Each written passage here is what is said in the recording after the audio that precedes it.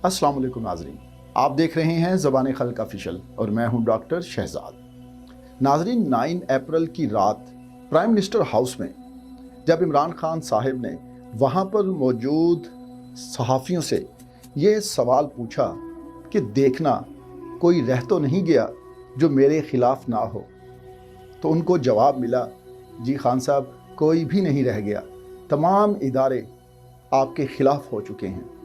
तो जिस कर्ब, दर्द, गम, बेबसी और उदासी की कैफियत से इमरान खान साहब उस वक़्त गुज़रे होंगे, उसका अंदाज़ा करना नामुमकिन है।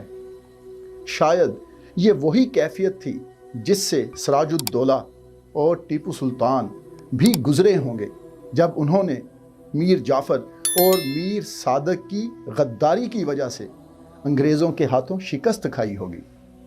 नाज़रीन, आप एक सवाल पर गौर करें कि इमरान खान साहब हर जलसे में एक सवाल पूछते हैं कि वज़ीर आज़म तो मैं था, तो फिर अमेरिका किसको हुक्म दे रहा था कि इसकी हुकूमत को ख़त्म करो, और अगर तुमने इसकी हुकूमत को ख़त्म कर दिया तो पाकिस्तान को हम माफ़ कर देंगे, और अगर ना किया तो तुम्हें नताइज भुगतना पड़ेंगे।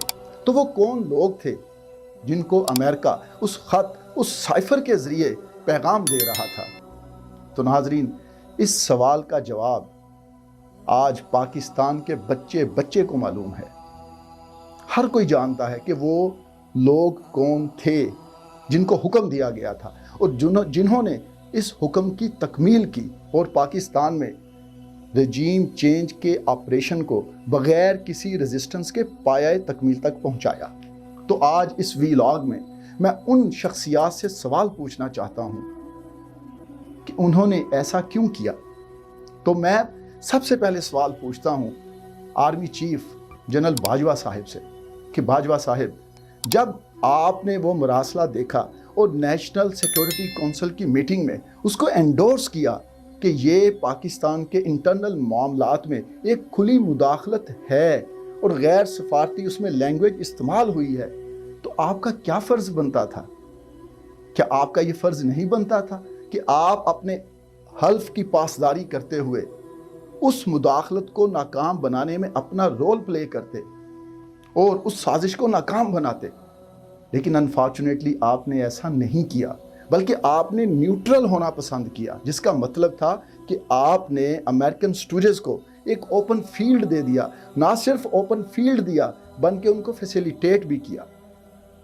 काश आप ऐसा ना करते। अगर आप इस मुदाखलत को वहीं रोक लेते अपने हल्फ की पासदारी करते हुए, तो ये कभी कामयाब ना हो पाती।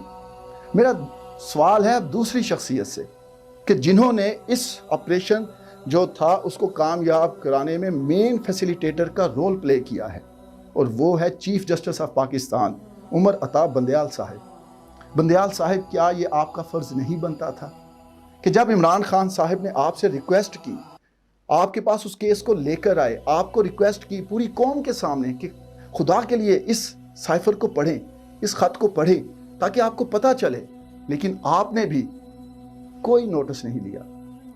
जब आर्मी चीफ और चीफ जस्टिस ऑफ पाकिस्तान ने उस लेटर को देखने के बावजूद, उसको एंडोर्स करने के बावजूद भी इस साजिश को नाकाम बनाने में अपना रोल प्ले नहीं किया, तो फिर डिप्टी स्पीकर ने जो रूलिंग दी वो उनका आईनी हक था। लेकिन फिर अचानक आप जाग जाते हैं, छुट्टी वाले दिन आप सुओ मोटो ले लेते हैं। जब इमरान खान साहब पूरी कौम के सामने आपसे रिक्वेस्ट कर रहे थे, आप टस से मस नहीं हुए। लेकिन जूं ही फिर उन्होंने नोटिस लिया डिप्टी स्पीकर साहब ने, तो आपने इसको आइन की खिलाफ वर्जी करार दिया। फ़ौरन अदालत भी लग जाती है और फ़ौरन उस पर फैसला भी आ जाता है।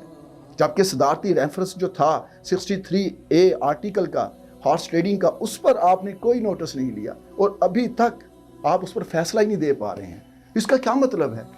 इसका मतलब ये है कि आपकी मंशा भी इसमें शामिल थी।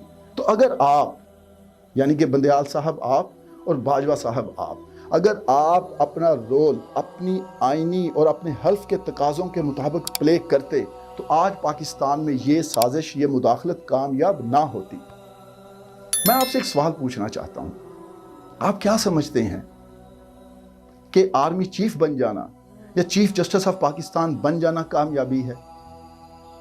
آپ کے نزدیک یہی کامیابی ہے نا؟ اور یہی وہ طاقت ہے، وہی غرور ہے، وہی تکبر ہے، اور وہی رعونت ہے کہ ہمارے نیچے پاکستان کی طاقتور فورس ہے جو ہمارے ایک حکم کی تعمیل پر کچھ بھی کر سکتی ہے۔ اور آپ کے پاس بندیال صاحب، میرے پاس سو موٹو کی طاقت ہے، میں جو چاہوں کروں، جب چاہوں کروں، جس وقت چاہوں کروں، میں رات کو چاہوں تو 12 بجے عدالتیں لگا لوں، میں جب چاہوں سو موٹو لے لوں، جب چاہوں نہ لوں، جس کو چاہوں کلیئر کر دوں، جس کو چاہوں میں جو مرضی حکم دے دوں۔ آپ سمجھتے ہیں یہ کامیابی ہے؟ نہیں حضور، یہ کامیابی نہیں ہے۔ چیف جسٹس بن جانا یا چیف آف آرمی سٹاف بن جانا کامیابی نہیں ہے۔ اگر یہ کامیابی ہوتا تو آپ اپنے پریڈیسیسرز کو تو دیکھیں۔ باجوہ صاحب آپ دیکھیں، آج ایوب خان، یحییٰ خان، ضیاء الحق اور پرویز مشرف کو دنیا اور تاریخ کن ناموں سے یاد کرتی ہے؟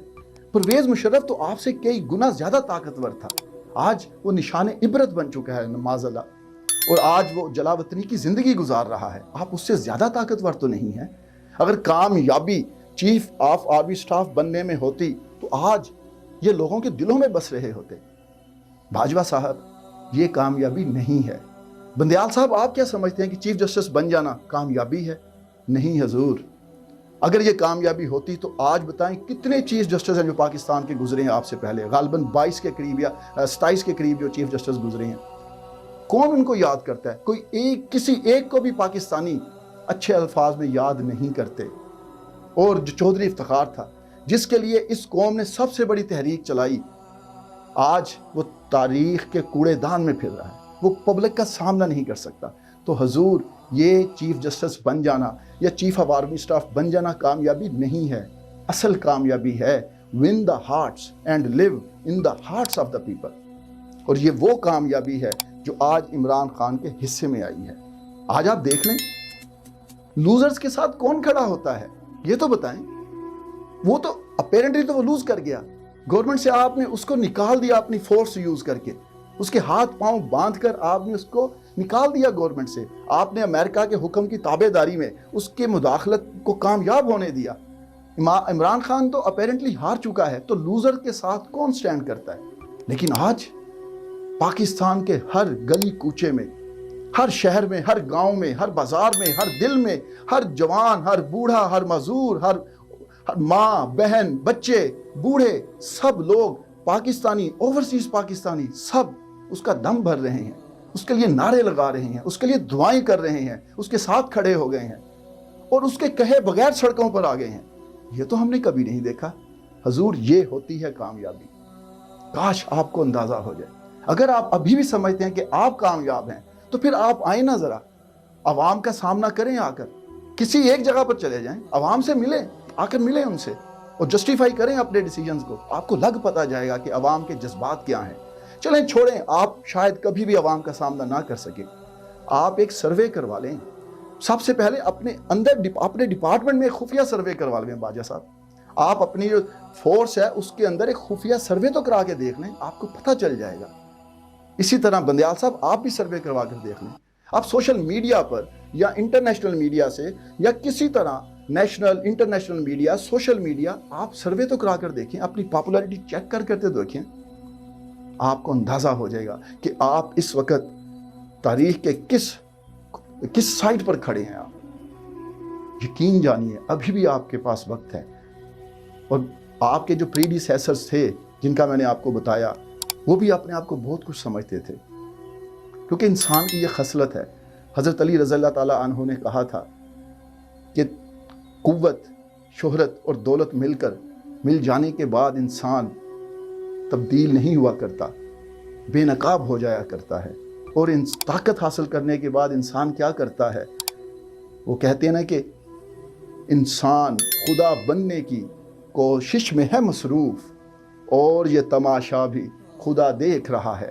آپ سے پہلے بھی بڑے چیف جسٹس آئے، بڑے چیف آف آرمی سٹاف آئے، انہوں نے بھی اپنی طاقت کا اظہار کیا، انہوں نے بھی اس کو مس یوز کیا، اور آج آپ ان کا دیکھ لیں وہ کن الفاظ میں لوگ ان کو یاد کرتے ہیں۔ آپ کے پاس ابھی بھی وقت ہے۔ اپنی غلطیاں جو آپ نے کی ہیں، انٹینشنلی آپ نے کی ہیں، امریکہ کو خوش کرنے کے لیے، امریکن اسٹوڈیوز کو خوش کرنے کے لیے، ان کو آپ انڈو کریں اس سے پہلے کہ دیر ہو جائے۔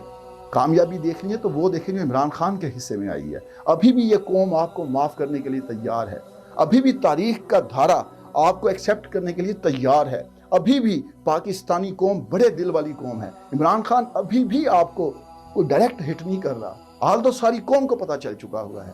خدا را ابھی بھی سمجھ جائیے، ابھی بھی اپنی غلطی پر شرمندہ ہو کر اپنے رب کے حضور سر بسجود ہو کر معافی کی درخواست کریں اور اپنے حلف کی پاسداری کریں، اور جو کچھ آپ نے کیا ہے اس کو انڈو کریں۔ اور اگر آپ نے نہ کیا تو یہ قوم پھر خود کروا لے گی، اور 6 مہینے بعد باجوہ صاحب آپ نے ریٹائر ہو جانا ہے، اور بندیال صاحب 1.5 سال بعد آپ نے بھی ریٹائر ہو جانا ہے۔